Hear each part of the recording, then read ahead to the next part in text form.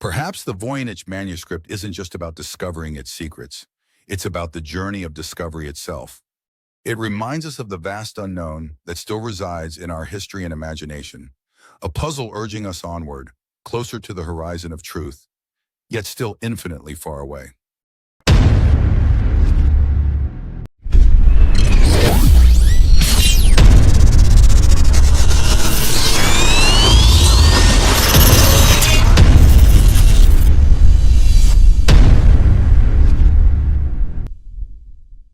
Imagine an ancient tome bound in leather, its pages filled with a script no one can read and illustrations no one can fully explain.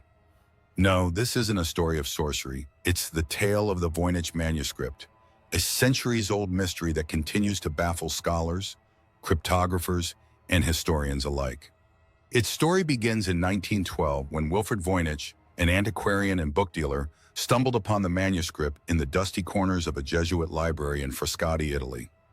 What he uncovered was no ordinary book. It was a manuscript of 240 vellum pages, written in an alien script and filled with bizarre illustrations. Star charts, peculiar plants that seem to defy botany, and human figures in surreal settings decorate the pages. Amazed, Voynich brought the manuscript to public attention, and since then it has been a subject of fervent study and intense speculation.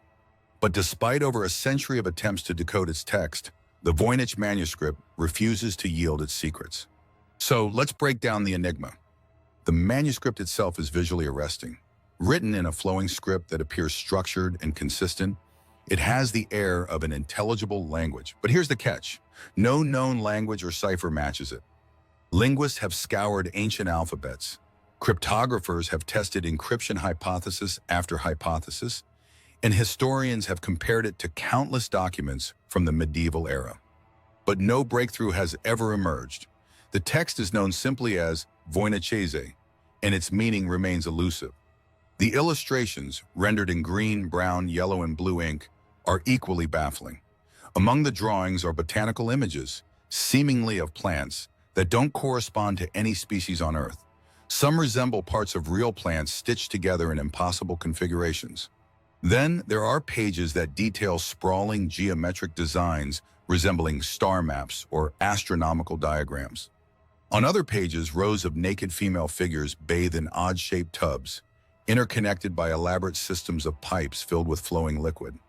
What could this mean? Is this pseudoscience, a code disguised as imagery, or could it be the work of a fertile imagination?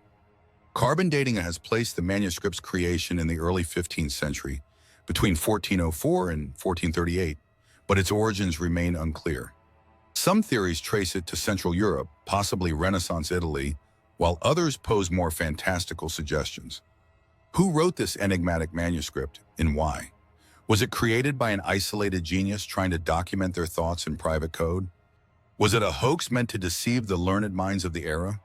Or could it serve as a lost relic of some ancient civilization yet to be understood? Over the years, the manuscript has had its share of notable owners. Its earliest known connection is to Emperor Rudolph II of the Holy Roman Empire, an eccentric lover of the mystical and the arcane who reportedly paid a hefty sum for it, believing it to contain hidden wisdom. Its later journey through the hands of scholars, alchemists, and antiquarians added to its legend. But crucially, no definitive answers about its origin or purpose emerged. Theories about its purpose, meanwhile, are abundant. Some claim it to be an elaborate alchemical text, full of mystical references that defy modern interpretation. Others hypothesize it's a pharmacological guide, given the abundance of plants and supposed bathing rituals depicted. But there are outlandish ideas too. Could it be a complete fabrication, meant only to bewilder others? Was it written in a constructed language by a Renaissance mind seeking to forge an alternative form of knowledge? Could it be the work of a mentally unwell individual, giving tangible form to delusions or dreams? Attempts to decode it have led to triumphs and countless frustrations. Cryptologists from World War II-era codebreakers to modern artificial intelligence algorithms have thrown their expertise at its pages. William Friedman, one of the world's foremost codebreakers, famously tried and failed to crack it. Some analysts believe patterns within the text hinted at structure and grammar, but distinguishing it as gibberish versus genuine language remained impossible. In recent years, AI tools have attempted to match the script to known languages or patterns, but even machine learning algorithms have struggled to make sense of it.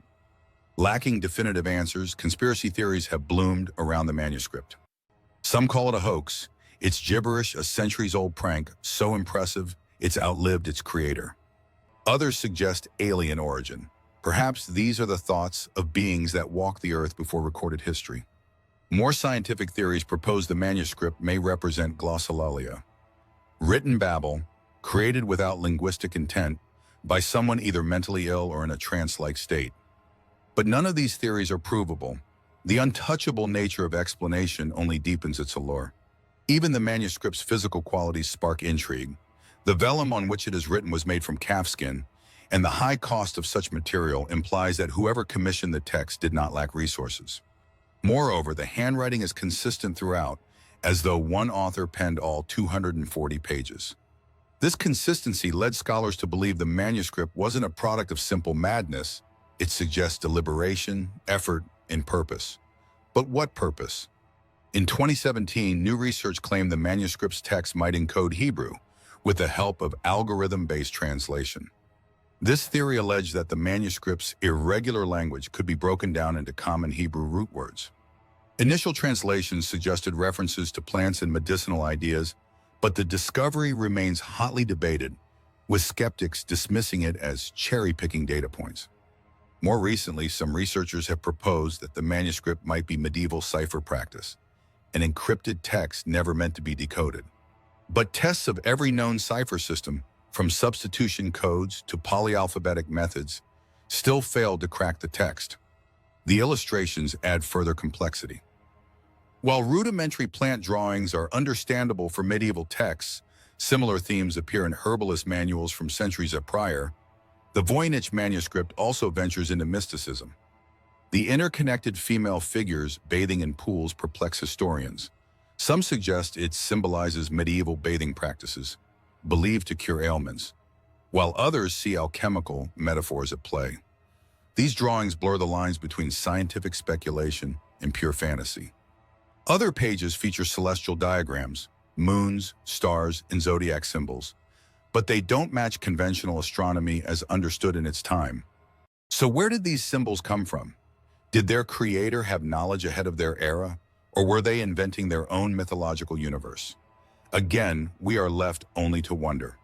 But perhaps part of the manuscript's brilliance lies in its ability to inspire limitless interpretations. Scientists, artists, cryptologists, and dreamers alike flock to its pages, hoping their specific lens might illuminate meaning. To some, the Voynich Manuscript represents humanity's insatiable curiosity. As a single object, its mystery embodies the human need to answer, to categorize, to understand. And yet, for all we've learned, the manuscript continues to defy us. Even today, it resides safely within the Yale Voynich Rare Book and Manuscript Library, tantalizing researchers from afar. Some say the mystery will remain forever, a testament to the limitations of human knowledge. Others believe that someday, somewhere, the right theory or tool will open its secrets like a locked box. Until then, the Voynich Manuscript stands as an emblem of silence, a cryptic treasure waiting for the intrepid explorer who can finally reveal what lies beneath its veil of linguistic and illustrative enigmas. The mystery endures, as does the fascination. Perhaps the Voynich Manuscript isn't just about discovering its secrets. It's about the journey of discovery itself. It reminds us of the vast unknown that still resides in our history and imagination, a puzzle urging us onward, closer to the horizon of truth, yet still infinitely far away.